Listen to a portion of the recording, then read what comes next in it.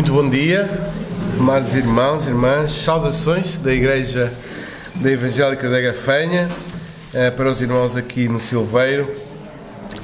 Irmãos, realmente é bom louvarmos o nosso Deus. Perguntaram a um pregador como é que ele tinha encontrado Jesus, e ele disse: não fui eu que encontrei, foi Jesus que me encontrou a mim. E eu creio que esta é a história de todos nós aqui, de todos aqueles que já foram salvos pelo nosso Senhor Jesus Cristo. Não é a história daqueles que encontraram Jesus, é a história daqueles que, estando perdidos, foram encontrados pelo grande pastor das nossas almas. Vamos para Atos, capítulo 8, como os irmãos já sabem. E vamos dar continuidade a esta narrativa que Lucas nos traz sobre a missão de Deus no mundo.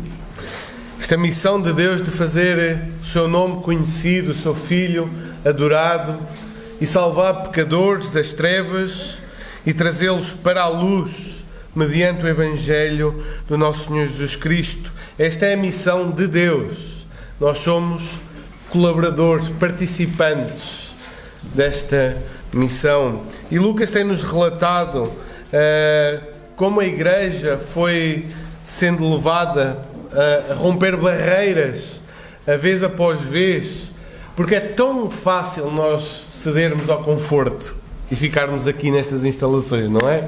É tão fácil nós ficarmos naquilo que já conhecemos, naquilo que já sabemos, mas Deus impulsiona sempre, constantemente, a sua Igreja a avançar. E é isso que o livro de Atos nos mostra, o avanço da Igreja, apesar da oposição interna e externa, apesar das dificuldades, apesar das tensões, às vezes que surgem até dentro da própria Igreja.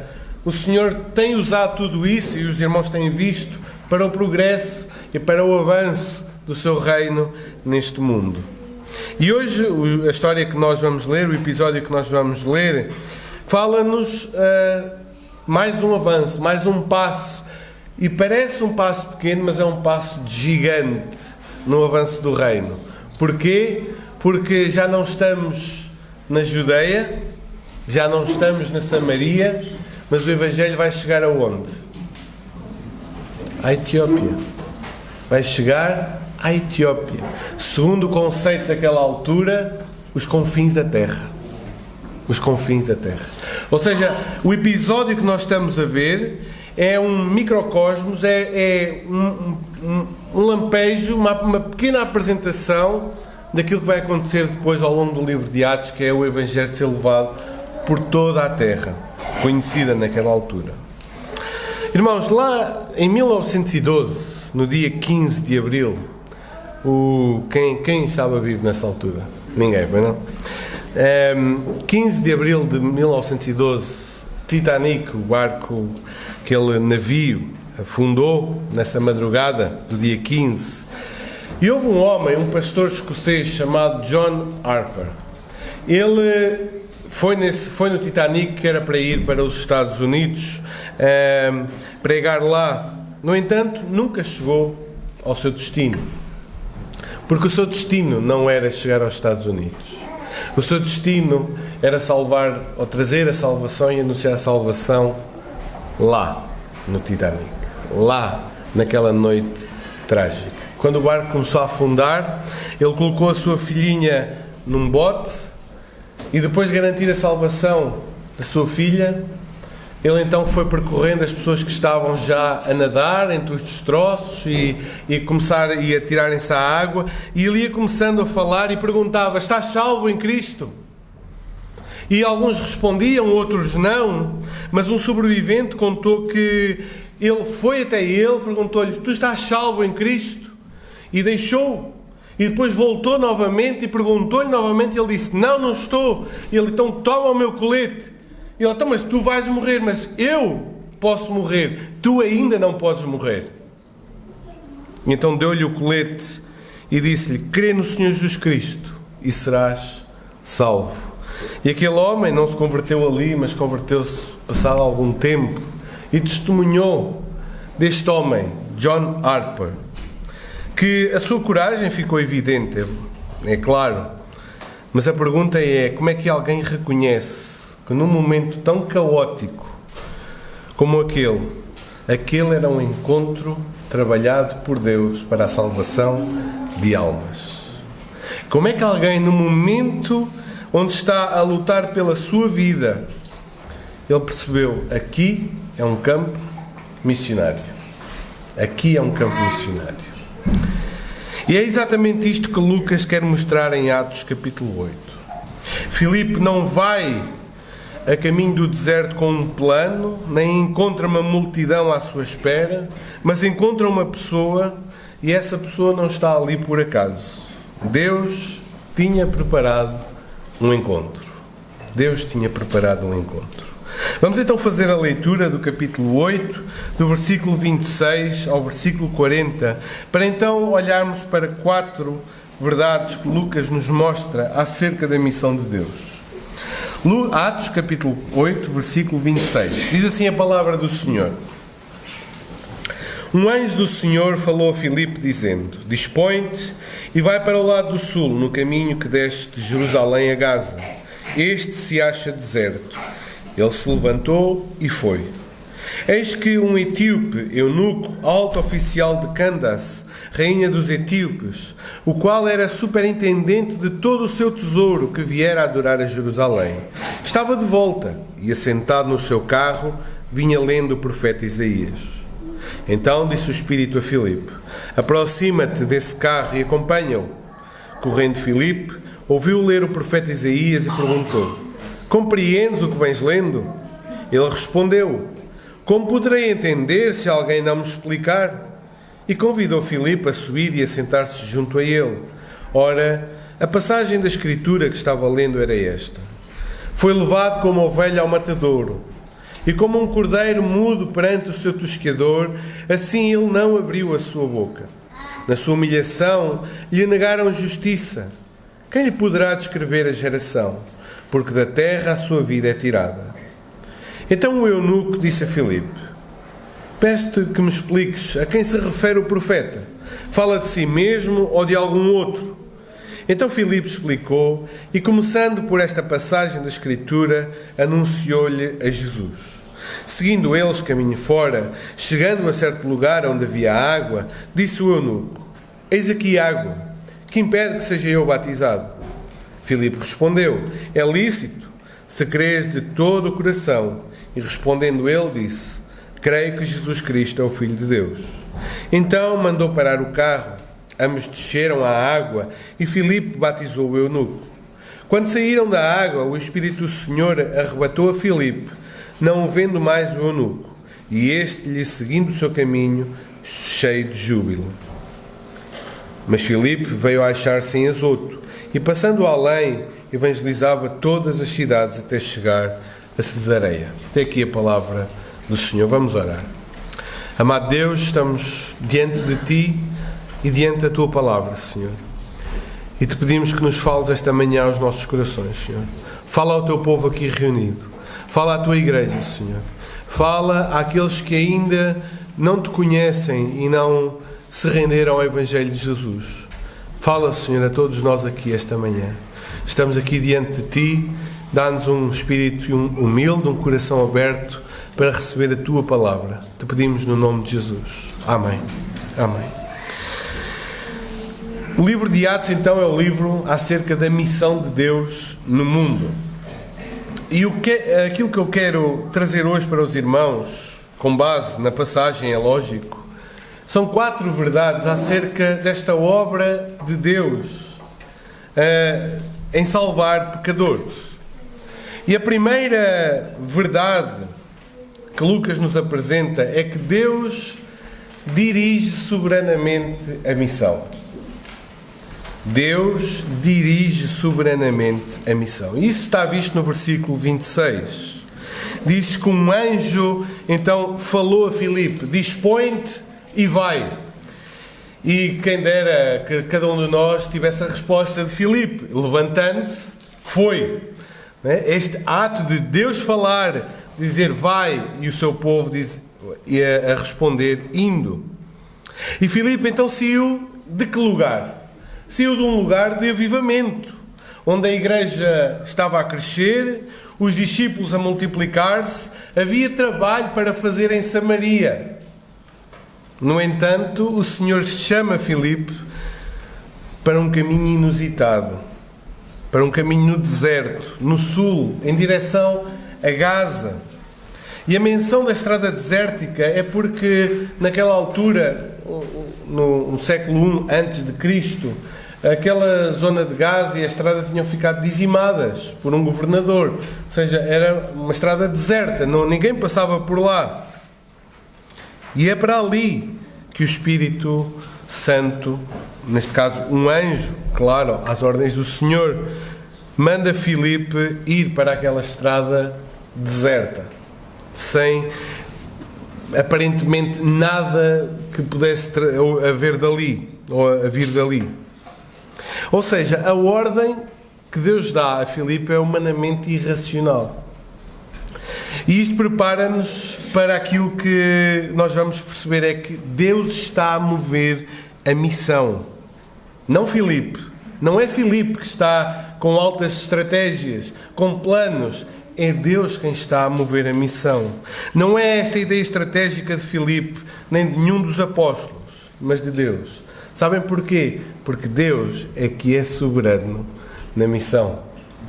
Ele tira Filipe de um sítio estratégico que está a crescer e manda-o ir para um lugar desértico, onde humanamente nada iria sair dali.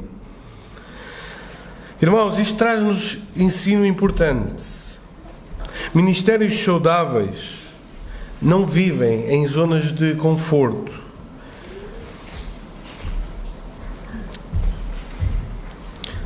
Quando Deus chama para investir numa pessoa que não faz sentido, o que é que nós fazemos? Quando nós temos pessoas estratégicas, não é? Achamos que aquele está melhor encaminhado para receber o Evangelho, o outro tal, se calhar esse vai aceitar porque ele já fez isto ou disse aquilo. E quando Deus nos chama para investir em pessoas que aparentemente não iriam dar nada, não fazem sentido. Filipe estava a evangelizar multidões em Samaria, era produtivo, eficaz, era visível, e Deus vai enviá-lo para um homem só, num lugar deserto, sem lógica e sem explicação. Como é que nós reagimos quando Deus nos direciona a dedicar tempo a alguém que na nossa cabeça classificamos como pouco promissor? Quando aparece alguém inconveniente na nossa semana mais cheia e Deus nos força a abrandarmos aquilo que tínhamos para fazer, para cuidar, para ouvir, para acompanhar. Ou quando estamos a discipular e a pessoa não muda tão depressa como nós gostaríamos, não parece tão estratégica, mas o Espírito Santo manda-nos continuar ali. Ministérios saudáveis, irmãos, não tratam pessoas como objetos eficientes entre aquilo que nos parece melhor ou pior. Deus vai nos mandar para sítios que nós não estávamos a pensar. E Deus vai nos mandar falar com pessoas que nós não estávamos a pensar falar. Também quando Deus abre uma porta que contraria a nossa agenda. Filipe tinha uma agenda implícita, continuar aquele avivamento lá em Samaria. E Deus corta essa linha e literalmente manda-o para o meio do deserto. Quando surge uma necessidade no ministério que arruína o teu planeamento perfeito da semana, quando percebes que Deus está a abrir uma porta num lugar que não desejavas até servir, quando tens de abandonar um ministério que funciona para obedecer a um chamado até menos glamouroso. Ministérios saudáveis servem à agenda de Deus, não o conforto e a produtividade. Ministérios saudáveis servem na agenda de Deus, não da igreja, não das nossas próprias agendas. Por vezes Deus vai e pode cortar-nos um caminho de crescimento para nos mandar para algum lugar um pouco até duvidoso para nós. Mas a nossa agenda tem que ser a agenda de Deus, não a nossa. quando o caminho até parece estéril e Deus nos manda ir mesmo assim. A estrada era deserta, é um lugar onde não havia pessoas, onde não havia impacto mensurável, não é? Mas Filipe teve que ir. E isso muitas vezes acontece connosco quando temos que investir num ministério que ninguém vê, que ninguém celebra, que ninguém vai aplaudir. Visitar pessoas esquecidas, discipular novos crentes, apoiar pessoas desgastadas emocionalmente. Tudo isso parece ser ir para um deserto. Não vai sair dali nada. Mas é para ali que Deus nos manda ir. Quando um trabalho pastoral parece improdutivo, mas a fidelidade a Deus pede que continuemos. Ministérios saudáveis não se medem pelo valor da visibilidade. Ministérios saudáveis muitas vezes é para ministrar no deserto. Muitas vezes é para ministrar naquilo que Deus quer, em lugares obscuros para nós. Mas é lá que temos que estar. A pergunta que devemos fazer a nós mesmos e como igreja é: nós estamos na missão de Deus ou na nossa missão? Quem dirige os passos da igreja nos vários ministérios? A igreja aqui do Silveiro está envolvida na missão de Deus ou na sua missão? Porque estar envolvido na missão de Deus significa que em algum momento Deus pode dar uma guinada. E os irmãos têm que estar preparados a responder a essa guinada.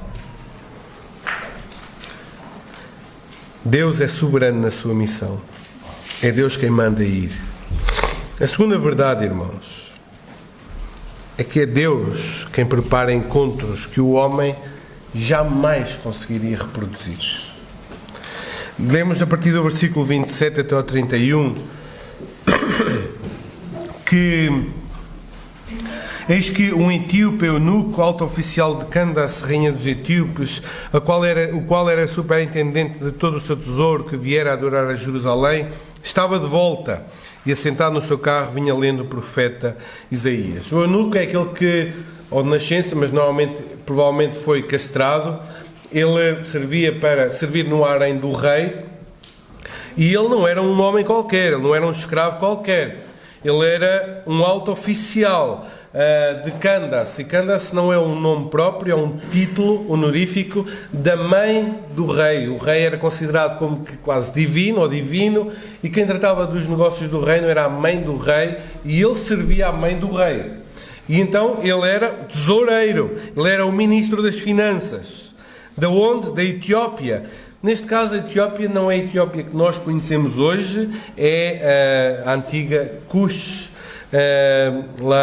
ou Núbia, região atualmente do Sudão. Como eu disse há pouco, era considerado os confins do mundo. E este homem era um temente a Deus. Este homem conhecia as Escrituras, conhecia a fé judaica. Ele tinha ido adorar a Jerusalém e agora estava de regresso de Jerusalém, e tinha comprado um rolo do profeta Isaías e estava a ler aquele rolo. E este homem, ele é interessante porque ele tem 3 camadas de marginalização naquele contexto. Primeiro, ele era marginalizado pela questão da etnia. Ele era um estrangeiro, longínquo. Também pela social, ele era um eunuco, né? Fora das estruturas tradicionais. Ele jamais poderia ser um prosélito a 100%, porque ele não poderia participar da vida do templo, nunca, por ser eunuco. E da vida religiosa também, impedido legalmente de entrar no santuário. Neste homem era um rejeitado naquela cultura judaica, naquela visão. E ainda assim ele viajou 2000 quilómetros para ir adorar em Jerusalém. E volta então a ler o rolo do profeta Isaías. Então o Espírito diz a Filipe: aproxima-te desse carro e acompanha-o.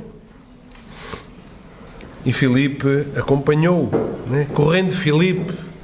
Irmãos, dá-me dores nas pernas só de pensar em Filipe a correr atrás do carro, do eunuco. Mas ele foi a correr e provavelmente conseguiu acompanhar o carro e ouviu o eunuco a ler o profeta Isaías, porque ele ia a ler alto, e o costume de ler em voz baixa não era para aquela altura, quando se lia era em voz alta. E Filipe percebeu aquilo que ele estava a ler e então faz-lhe a pergunta: tu entendes o que lês? Tu entendes o que estás a ler? Como assim? Ele era um homem altamente capacitado, como é que não sabia ler? Pois é, mas pode-se ler e não se compreender aquilo que se está a ler. Pode-se ler e não se compreender o que se está a ler. E no caso da Escritura, irmãos, é claro para nós, a Escritura discerne-se espiritualmente. E aquele homem estava a ler o profeta Isaías e não estava a compreender.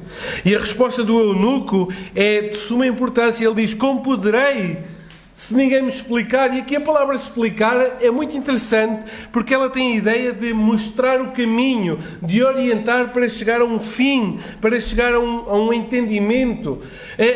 O eunuco está a dizer: olha, como é que eu hei de entender, compreender, se não houver ninguém que me explique este caminho, que me explique, que me dê entendimento?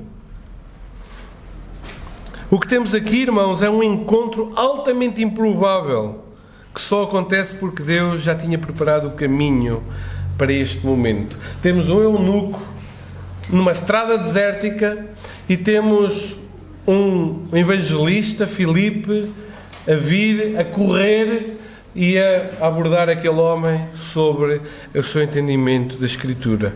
Qual era a probabilidade disto acontecer se fosse só trabalho humano?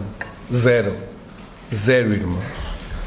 Mas Deus é quem prepara os encontros. E quando eu estava a pensar nisto, eu lembrei-me de alguns episódios na história da Igreja que aconteceu exatamente isso. Lembro-me, por exemplo, de Agostinho e Ambrósio. Agostinho vai até Milão para ouvir Ambrósio, não pela questão da pregação da palavra, mas pela sua retórica. Ele queria ouvir, ele ouvia falar de Ambrósio como alguém com uma retórica excelente. No entanto, quando ele chega a Milão para ouvir Ambrósio, ele depara-se com um pregador da palavra. E aquilo que o foco dele, que era ir para ouvir retórica, muda completamente, porque ele é confrontado com a verdade do Evangelho. Ambrósio é o homem preparado por Deus para responder às orações de Mónica, a mãe de Agostinho.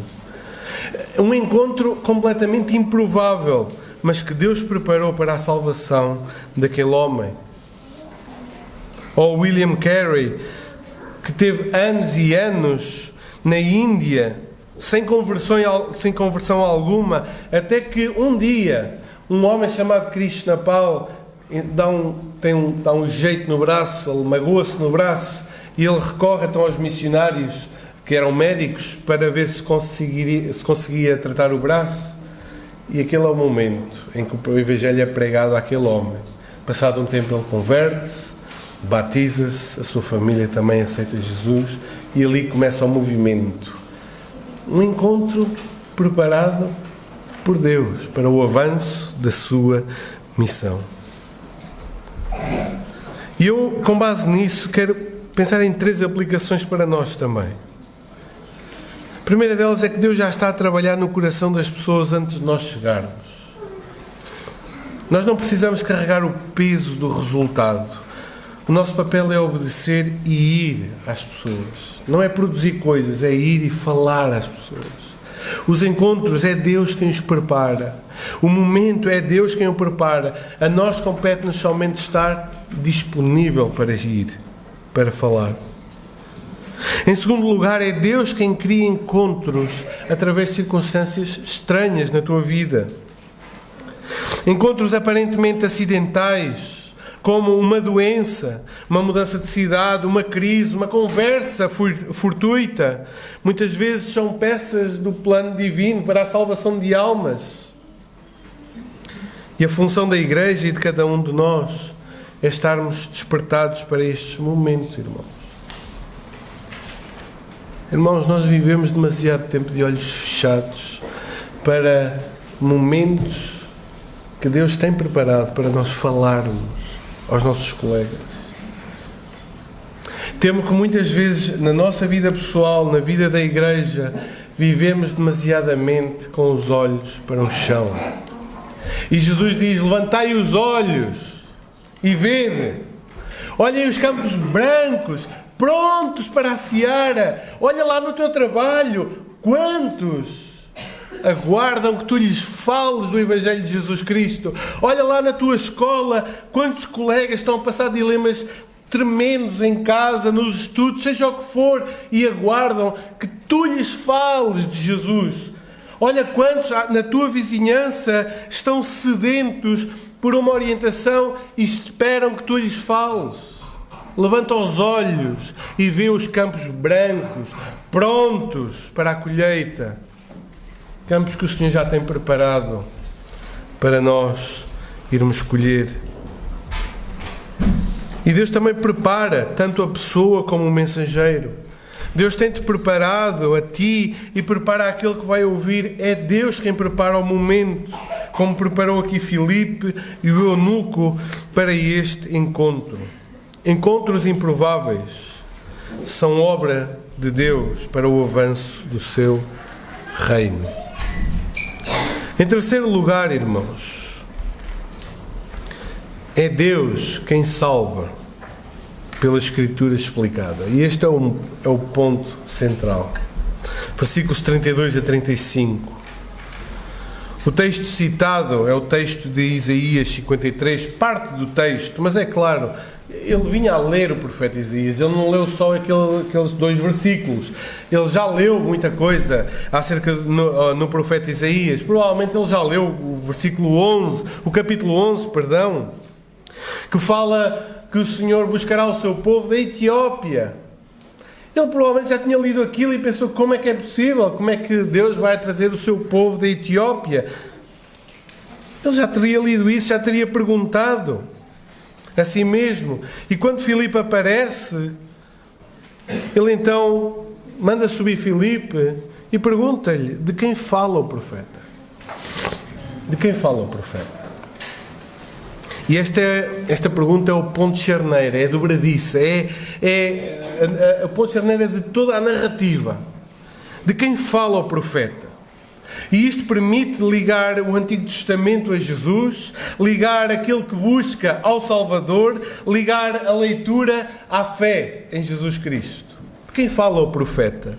E Filipe então aproveita este momento e diz o texto: e anunciou-lhe a Jesus. O verbo aqui usado é mesmo evangelizar.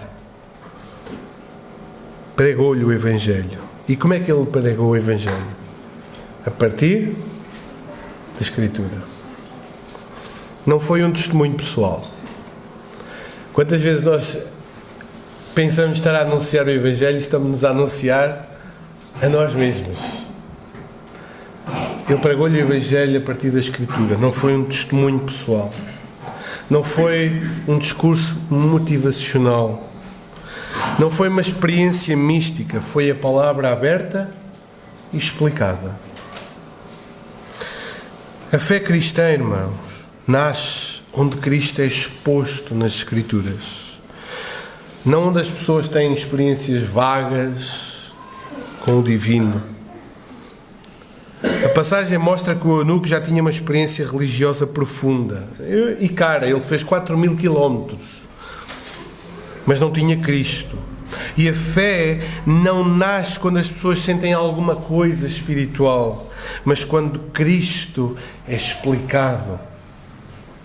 Quando Cristo é exposto à pessoa. E isto traz implicações para nós. Se a fé vem por ouvir a palavra de Cristo, então precisamos de conhecer o Evangelho para explicar com clareza. O eunuco leu Isaías 53, mas não entendeu.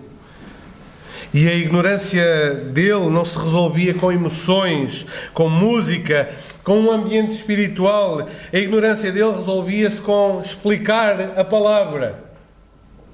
Abrir o texto com ele, dizer: olha, está aqui, eu vou-te explicar.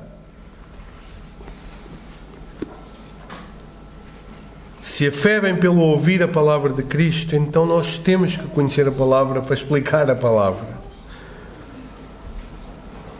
Cristãos que não conhecem bem o Evangelho nunca o vão explicar com precisão. Irmãos, dá-me dor no coração quando ouço alguns irmãos, ainda muito bem intencionados, dizer que evangelizaram fulano, e o que é que elas disseram? Olha, você está doente, você está nessa situação, tenha fé em Deus. Pronto, isto foi o evangelismo. Isto foi o evangelismo daquela pessoa. Ou então ainda pior, tenha muita fé. Como se a fé por si mesma fosse salvadora. É fé na fé. Tenha muita fé. Isto não é evangelizar. Isto não é evangelizar. Nós precisamos de conhecer o Evangelho para explicar o Evangelho àqueles que nos questionam, àqueles que nos perguntam. Daí a importância da Igreja estudar as Escrituras, para não se tornar mística e carregada de eventos e de coisas para substituir o Evangelho e a pregação do Evangelho. Em segundo lugar, a pregação continua a ser o meio ordinário de Deus para alcançar pessoas. E não há evangelização sólida sem exposição bíblica. A exposição da palavra de Deus, como os irmãos fazem aqui domingo após domingo, às quintas-feiras, na escola dominical, é o meio que Deus estabeleceu para a salvação de pecadores, para a santificação do seu povo. Não há outro. Tudo o que sair daqui é invenção humana, irmãos. Foi este o meio que Deus estabeleceu.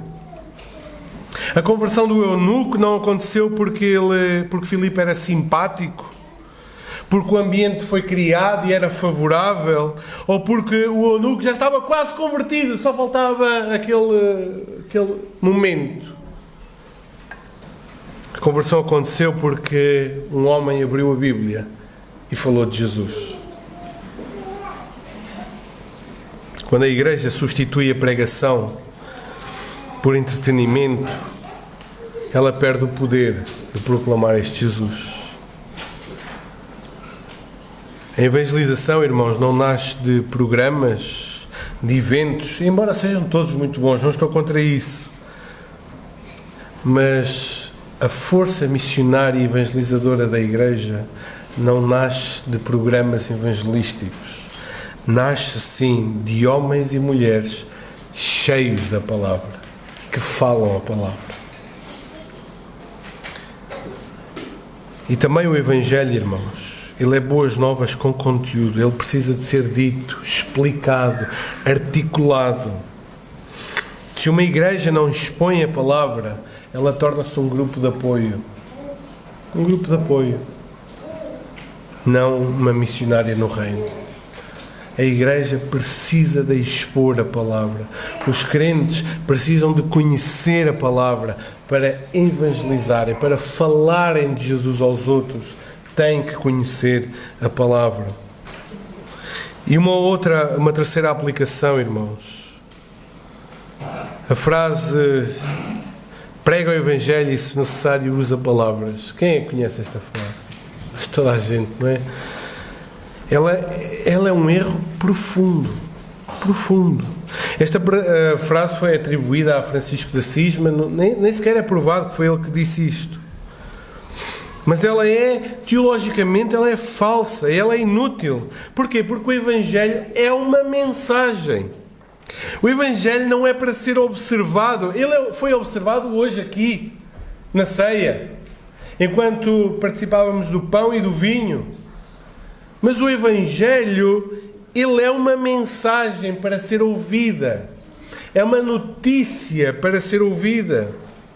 O eunuco jamais poderia perceber Cristo olhando para Filipe. Ele precisou que Filipe falasse, explicasse quem era Jesus. O teu testemunho, ele vai adornar o Evangelho. Sim, é verdade. Mas ele não substitui o Evangelho. Bondade moral não converte ninguém. Apenas Cristo exposto nas Escrituras traz salvação. Nós podemos ser muito bons vizinhos, eu estou certo que os irmãos são. Podemos ser excelentes funcionários lá no trabalho.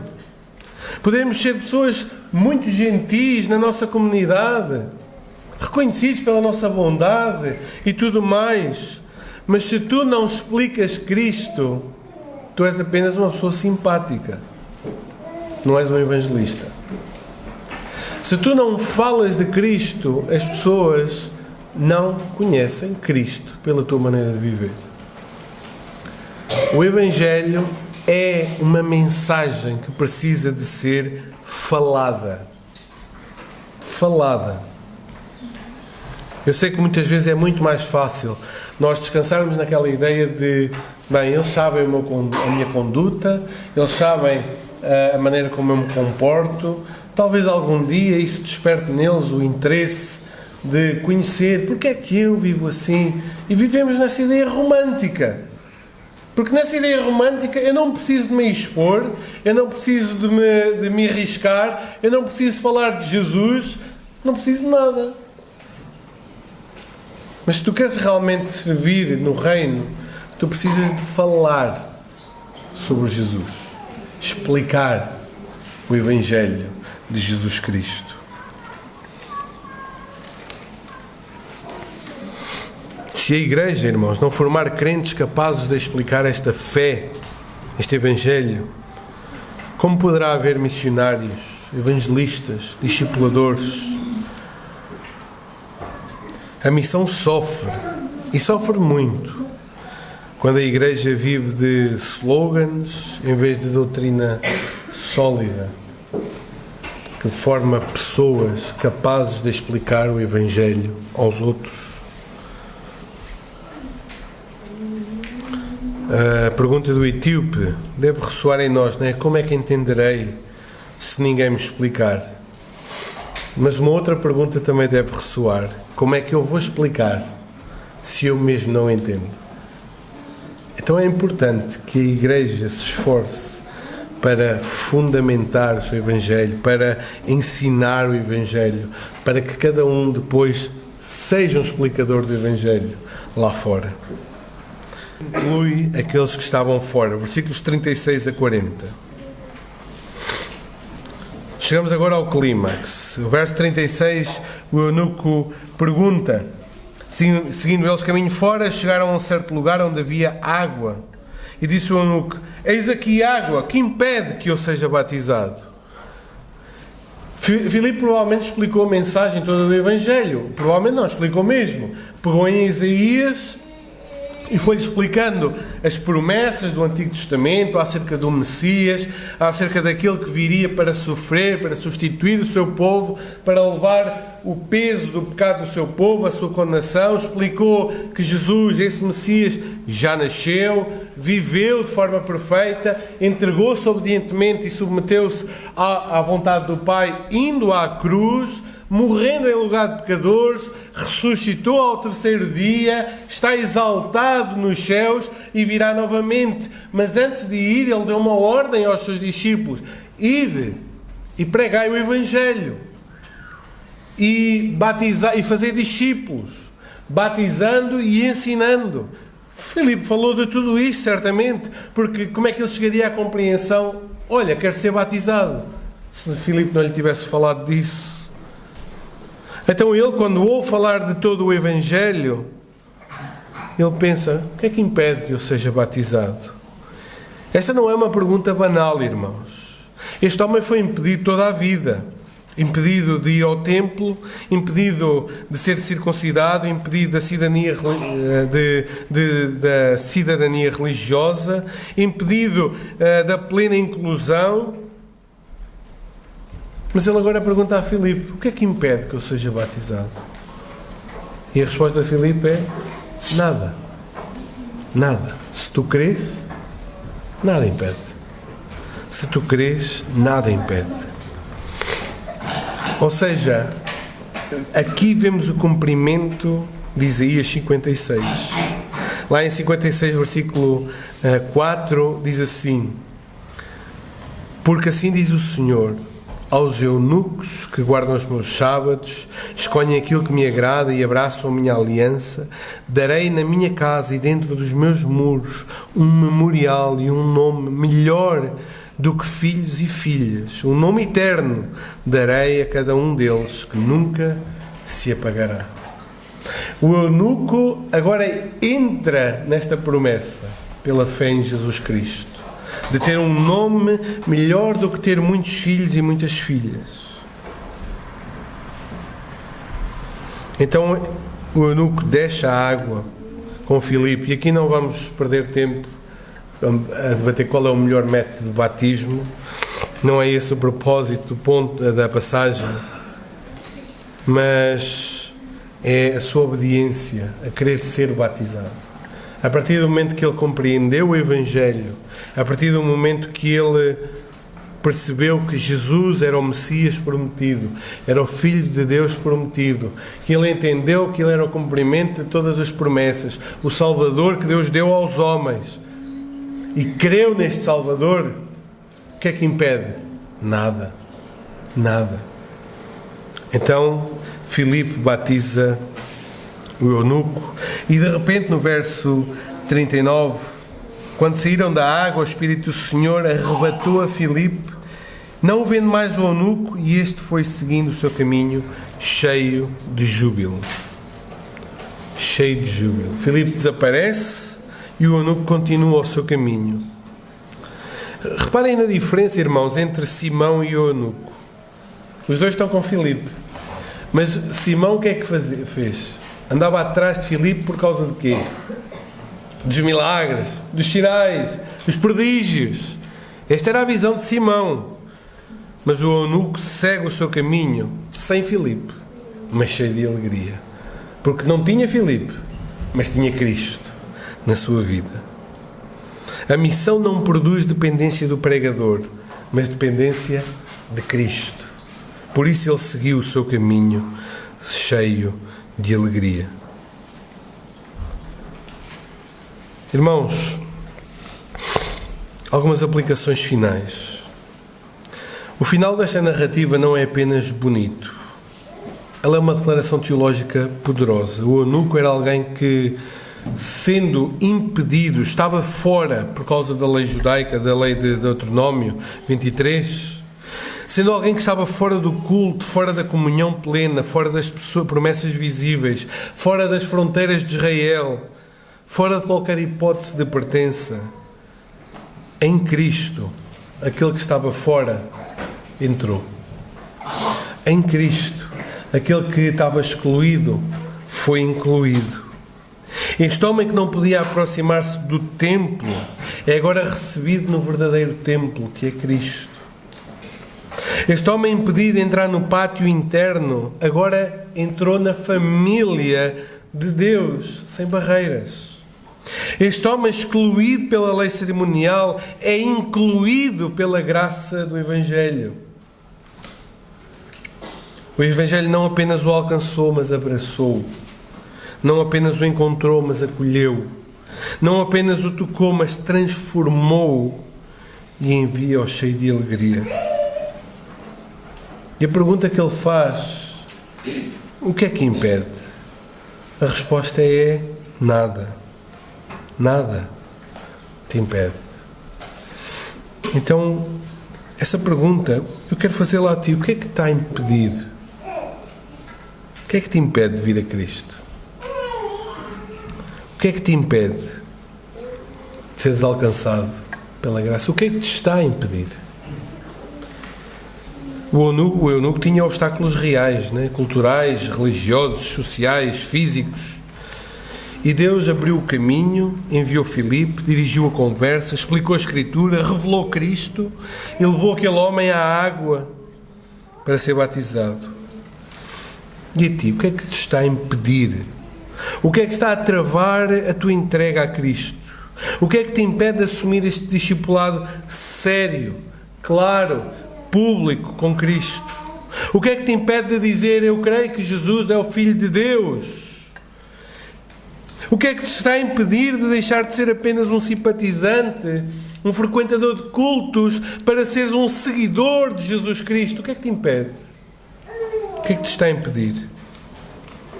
Deus abriu o caminho para alguém que estava longe, excluído e limitado. E Deus abre o caminho para ti hoje também.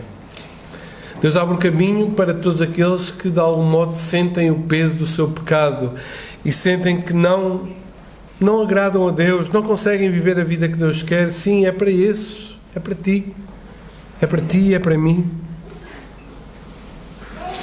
Hoje mesmo Cristo está diante de ti nas Escrituras.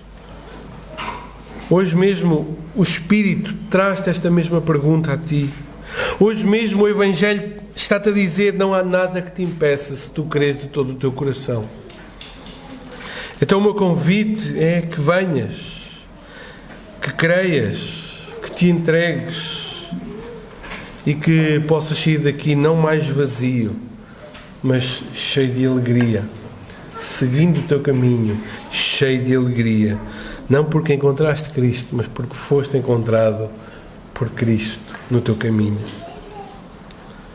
Irmãos, esta história de Atos 8, 26 a 40 é a história de como Deus trabalha na missão para trazer pessoas para Jesus, para trazer pessoas para o reino, para salvar pecadores da miséria, da condenação e dar-lhes vida eterna. E estas 4 verdades devem permanecer na nossa mente. É Deus quem dirige a missão. É Deus quem prepara os encontros.